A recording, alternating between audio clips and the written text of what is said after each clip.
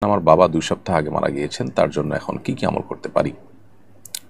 আপনার বাবার জন্য নবী করিম সাল্লাল্লাহু আলাইহি ওয়াসাল্লামের শেখানো আমলটা আপনি করতে পারেন, যেটি সূরা ইবনে মাজাহ বর্ণিত হয়েছে নবী করিম সাল্লাল্লাহু আলাইহি ওয়াসাল্লাম থেকে। তিনি বলেছেন যে তার কাছে বনী সালমার এক ব্যক্তি এসে বলেছেন, হে আল্লাহর রাসূল, আ আমার বাবা-মা দুনিয়া থেকে চলে গেছেন। তাদের মৃত্যুর পর আমি কিভাবে তাদের প্রতি সদাচরণ করব? তাদের বাবা-মার প্রতি সদাচরণের যে দায়িত্বটা, সেটা মৃত্যুর পর আমি পালন করার উপায় আছে কিনা? নবী সাল্লাল্লাহু আলাইহি ওয়াসাল্লাম বলেছেন, হ্যাঁ, অবশ্যই আছে।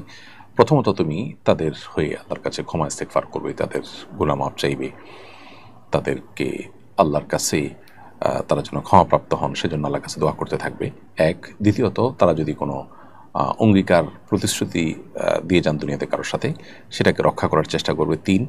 তাদের বন্ধুবান্ধব যারা জীবদ্দশায় বেঁচে ছিলেন তাদের সাথে তাদেরকে সম্মান করবে, তাদের সাথে সদাচরণ করবে, বাবার মতো সম্মান তাদেরকে দিবে, তাদের বন্ধুবান্ধবদেরকে, চার।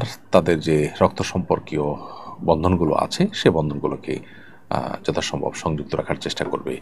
এই চারটি কাজের মাধ্যমে বাবা মার মৃত্যুর পরও তাদের সাথে সদাচরণ করা যায় বা তাদের প্রতি দায়িত্বশীলতার পরিচয় দেওয়া যায়।